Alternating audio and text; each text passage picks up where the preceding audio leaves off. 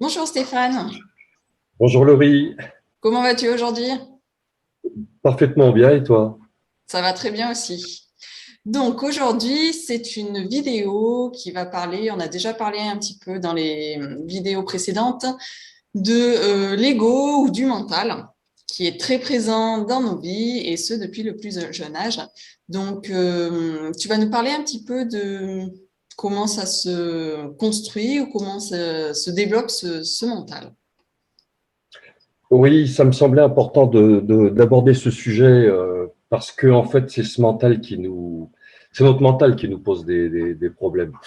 Pour tout un tas de raisons, je vais essayer de développer et d'être le plus clair possible. Alors, je tiens à dire quand même que tout ce que je vais dire, ou beaucoup de choses que je vais dire aujourd'hui, je le tiens de quelqu'un, d'un thérapeute m'a expliqué tout ça. Donc il faut lui rendre grâce. Et ce qui lui appartient. Donc cette personne s'appelle Jacques Larmé. Il a exploré beaucoup de domaines, ce qui lui a permis de pouvoir euh, expliquer de façon claire un petit peu comment notre mental nous perturbe et surtout comment il se construit depuis l'enfance. Donc, si tu veux, Laurie, je vais essayer d'être synthétique et d'utiliser les grandes étapes sans trop rentrer dans le détail, Oui. parce que là, il faudrait des vidéos de plusieurs jours. Euh, Ce qui se passe, c'est quand on est, quand on sort du ventre de notre mère, et même quand on est dans le ventre de notre mère, on est comme le nourrisson ou le fœtus n'a pas de mental, il fusionne avec la vie. Il est dans cette énergie de vie, dans cette vibration de vie. Et pour preuve, en général, quand on offre comment je veux dire, des jouets à des nourrissons, on utilise des jouets qui sont colorés, qui font du bruit, qui ont une texture particulière, etc. Parce qu'ils sont dans la vie, dans le ressenti, euh, dans l'essence, dans la sensation. Donc ils ne font qu'un avec le vivant. Le problème, c'est que ça va se gâter parce que bah, on est des humains et l'être humain, bah, il a un mental particulier par rapport aux autres animaux. Donc ce mental, ce cerveau va se développer jusqu'à l'âge à peu près de 3 ans où, si tu veux, l'enfant va se séparer de son corps en découvrant le temps. C'est-à-dire qu'à vers l'âge de 3 ans, l'enfant découvre le temps.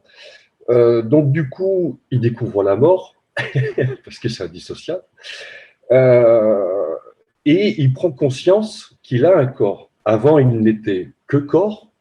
Là, maintenant, il commence à prendre conscience, grâce à son cerveau, qu'il a un corps. Donc là, le processus de séparation, il va se faire à peu près à cette période-là. Donc, c'est ce que disent toutes les traditions, c'est que en fait, notre mental nous sépare du vivant et que bah, la règle du jeu, notre grand défi en tant qu'être humain, c'est de refusionner avec ce vivant, donc quelque part, quitter ce monde du mental pour aller dans quelque chose qui est vibratoire, qui est de l'ordre du ressenti, de l'intuition, etc. Plutôt que de la construction logique et des faux semblants, on en reparlera un petit peu plus tard. Donc, du coup, cette séparation, elle commence à partir de l'âge de 3 ans, parce qu'en fait, inconsciemment, l'enfant, pardon, il va dire, en découvrant son corps, il va dire, ouh, ça c'est dangereux, ce corps est périssable, il va mourir, j'ai peut-être pas intérêt à investir là-dedans. Donc la séparation se fait là. Donc du coup, ben, on penche du côté où on tombe, comme j'ai coutume de dire, c'est-à-dire que ben, ce mental se développant, et ben, on va aller plutôt dans ce monde du mental, et donc là, on va commencer à se séparer du vivant. Ça pourrait s'arrêter là. Le problème, c'est que du coup, comme on se sépare du vivant, on va se construire un monde artificiel. Ce monde artificiel, il existe déjà, puisque ben, on hérite du mental et de la société comme elle a été construite par le mental ben, de nos aïeux depuis des milliers d'années. Donc, si tu veux, on est conditionné déjà par ces traditions qui se font d'humain à humain, de famille à famille. Et puis nous, on va se construire ce monde artificiel par rapport à ce qu'on ressent de nos parents, parce qu'en fait, l'éducation, c'est pas tellement ce qu'on dit, c'est ce que l'enfant ressent de manière inconsciente de nos parents. Donc, l'enfant capte les personnages et les failles et les faiblesses de ses parents. Et par rapport à ça, on va se construire, nous allons nous construire un personnage qui nous permette de nous intégrer dans cette société, pardon, et de pouvoir survivre. Parce qu'en fait, c'est ça le truc, ce personnage qu'on se construit, va nous permettre de survivre dans cette société et de survivre tout au long des épreuves qu'on va traverser. Voilà. Donc oui, effectivement, c'est une belle présentation de comment se construit le mental. Et si je comprends bien, c'est des sortes de masques que l'on se met pour justement faire face à cette société et peut-être trouver sa place ou s'adapter. C'est ça, c'est ça. Alors, c'est-à-dire que c'est un masque où j'ai plutôt coutume de dire un personnage. Alors, la grosse difficulté, c'est pas le fait de comprendre, parce que le cerveau, il est grossier, mais il a des ruses qui fonctionnent à tous les coups. Je dis ça parce qu'en fait, du coup, j'ai oublié ce que je voulais dire. Oui, du coup, c'est plus qu'un masque, c'est un personnage. On va incarner un personnage. Et ce qui est très difficile à comprendre, c'est que comment ce personnage est tellement prégnant, on est ce personnage. C'est comme si, j'en sais rien, on appelait, c'est comme si un acteur jouait Cyrano de Bergerac, et au moment où il est sur sa pièce et qui joue Cyrano de Bergerac, s'il y a un spectateur qui crie à un moment Cyrano, il va se tourner. Donc, c'est pour faire une analogie de dire qu'on incarne ce personnage et du fait qu'on l'incarne, on ne peut pas en avoir conscience. On l'est. Oui. On est dedans. C'est comme si aussi on disait à un poisson des profondeurs, tu sais, en dehors de l'eau, il existe des terres avec des forêts et des machins. Et vous direz, mais non, je suis dans l'eau, au-dessus de l'eau, il n'y a rien. Donc, on est un petit peu dans cet espace-là. C'est une des ruses du cerveau, c'est-à-dire qu'il nous fait tellement incarner ce personnage-là qu'on n'en a pas conscience. Et surtout, on n'a pas conscience de cette séparation du vivant. On en a conscience par ce sentiment de vide qu'on a tous. C'est-à-dire qu'on a tous inconsciemment la sensation qu'il nous manque quelque chose. Alors, on traduit ça de façon maladroite en disant que c'est la recherche du bonheur ou il nous manque, j'en sais rien, une belle voiture, un compagnon, une compagne. Voilà, mais non, il nous manque quelque chose à l'intérieur de nous parce qu'on est séparé de nous et parce qu'on est séparé de cette énergie du vivant. Et il y a une seule, enfin, si j'en crois toutes les philosophies, il y aurait une seule voie, c'est on ne peut pas combattre le cerveau. Si on combat le cerveau, c'est quelque chose qui est sans fin et en plus on le renforce. Toutes les philosophies nous invitent à changer de pièce, c'est-à-dire que de prendre conscience que le mental nous sépare et nous faire croire des choses qui ne sont pas vraies, et d'aller dans la pièce à côté, c'est-à-dire que de prendre conscience du corps, comment il fonctionne, et surtout de notre ressenti. On se coupe de notre intuition, on se coupe de toutes ces sensations dont on ne fait pas attention puisqu'on vit constamment dans le grenier, toutes ces sensations qu'on a à chaque seconde ou à chaque fraction de seconde et qui fait qu'on est dans l'instant présent et qu'on profite de cette énergie du vivant, tout simplement. Oui, donc en fait, le mental, l'ego nous coupe tout simplement de vivre comme les animaux le font. Ils ne s'inquiètent pas de ce qui va se passer demain, ils ne s'inquiètent pas de s'ils vont avoir à manger demain, ils s'inquiètent. Voilà, c'est je vis et je pleinement et je ressens. Et ça agit également sur un domaine qui est l'alimentation. puisqu'en fait, la société actuelle nous dicte plus ou moins, il faut manger 3 repas par jour, faire un goûter, faire voilà. Alors que quand on est dans le vivant et on enlève ce mental, on mange quand on ressent la faim. C'est ça, c'est ça. C'est exactement ça. J'aurais pas pu dire mieux. Euh, c'est ça, et en plus, ce qui est le piège du mental, c'est qu'après, on est constamment dans l'idéologie, c'est-à-dire qu'en fait, on est constamment dans l'abstrait avec des idées, et du coup, c'est un petit peu ce qu'on est en train de traverser en ce moment, où ben même les plus pacifistes sont violents. C'est constamment dans la confrontation, constamment dans le fait d'avoir raison ou pas raison, etc. Et, et, et, et oui, il faut revenir à l'instant présent. Et tout à l'heure, tu parlais de revenir un petit peu comme des animaux. Il y a quelque chose qui est symptomatique, c'est que euh, il n'y a rien de pire. Je crois que la pire insulte qu'on puisse dire à un être humain, c'est de dire qu'il est un animal. Alors, nous ne sommes pas que des animaux, mais nous sommes aussi des animaux. Et cette part animale, il faut l'accepter. Et je ne pense pas que dans notre société actuelle, on soit en mesure d'accepter cette part animale. Il ne faut pas confondre animal et bestial. Oui. Mais cette construction mentale donc, se fait, comment dire, inconsciemment. Hein. Oui. Mais comment sortir de ce mental et est-ce qu'il y a des techniques? Est-ce que le magnétisme peut intervenir? Est-ce que je sais pas? Oui, bah, à ce moment-là, après, tous les rayons de la roue mènent au centre. Quelles que soient les méthodes qu'on utilise, ça ramène toujours au même endroit. Et ce même endroit, c'est de prendre sensation, d'avoir la sensation que notre corps il est vivant et que c'est. Oui, il faut aller dans les pièces d'à côté. C'est-à-dire qu'il faut vraiment se rapprocher de cette matière, puisque nous sommes dans la matière, il faut en profiter. Et il faut se rapprocher de ce corps qui est vraiment notre antenne parabolique. Après, toutes les techniques sont bonnes, yoga, shiatsu, magnétisme, puisque tout ce qui ramène au corps est bénéfique.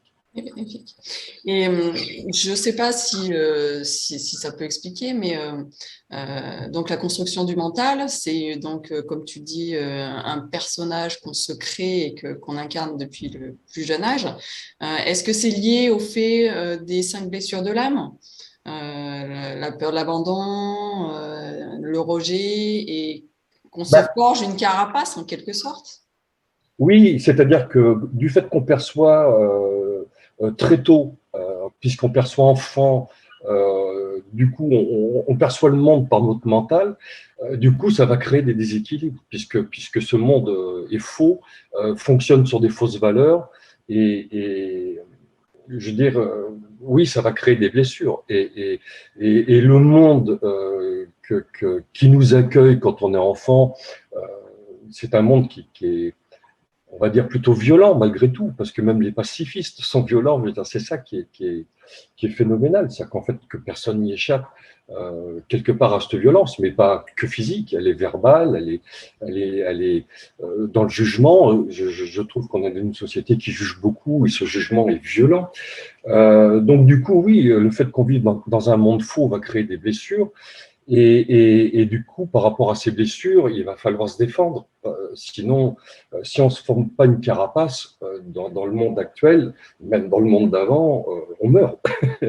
Donc, c'est vraiment notre système de survie et c'est ça qui est compliqué. C'est-à-dire que quand on avance et qu'on veut, si tu veux, éteindre ce mental, comme ça fait partie de notre système de survie, et d'une, on se sent un petit peu comme un homard sans carapace. Il y a une transition où on se sent fragile.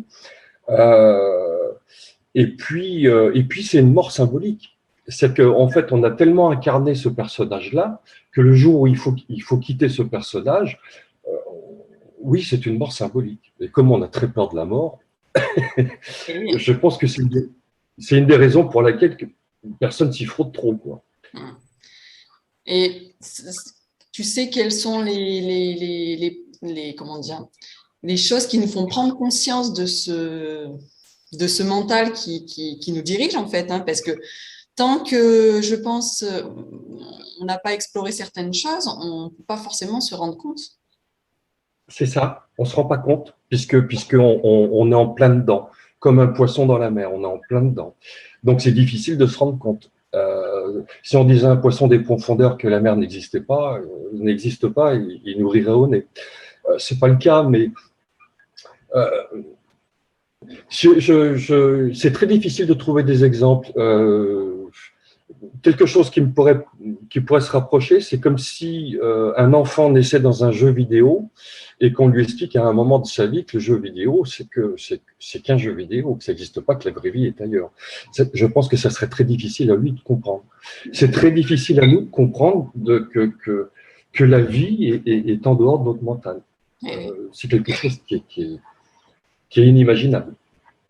Et c'est souvent, je pense, avec des choses qui nous touchent énormément, que ce soit le décès de quelqu'un ou encore être proche d'un burn-out qui nous fait justement prendre conscience que, attention, ma vie, voilà quoi.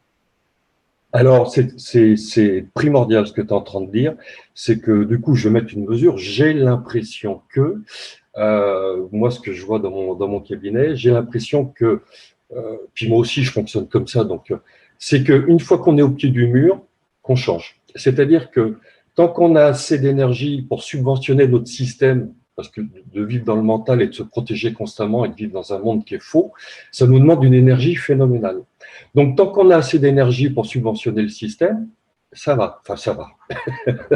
On arrive c'est gérable. Justement, cette énergie permet que ça soit gérable, bien que ça soit dur. Du coup, j'ai l'impression qu'on change vraiment au moment où on n'a plus d'énergie, et je pense que ces moments de dépression, de burn-out servent à ça. C'est-à-dire qu'il arrive un moment dans notre vie, on ne peut plus, c'est-à-dire qu'on n'a plus d'énergie, on a tout dépensé, et là, on est au pied du mur et on est obligé de changer. Et là, du coup, on s'aperçoit que toutes les choses fausses sur lesquelles on a investi, ben on s'aperçoit qu'il faut peut-être aller ailleurs et de s'occuper de soi, être bienveillant avec soi. Et puis oui, le fait qu'on n'ait plus d'énergie, ben du coup, on est obligé de s'occuper du corps. C'est obligatoire. Donc, malheureusement, j'ai l'impression que l'humain est obligé d'être au pied du mur pour pouvoir changer. Voilà, une prise de conscience forcée, mais bénéfique pour revenir au vivant et cultiver cette bienveillance envers nous-mêmes, en fait, hein, savoir s'écouter. C'est peut-être les clés de sortir de ce mental. C'est ça, et je crains fort que la souffrance nous rend meilleurs, nous rend plus humains.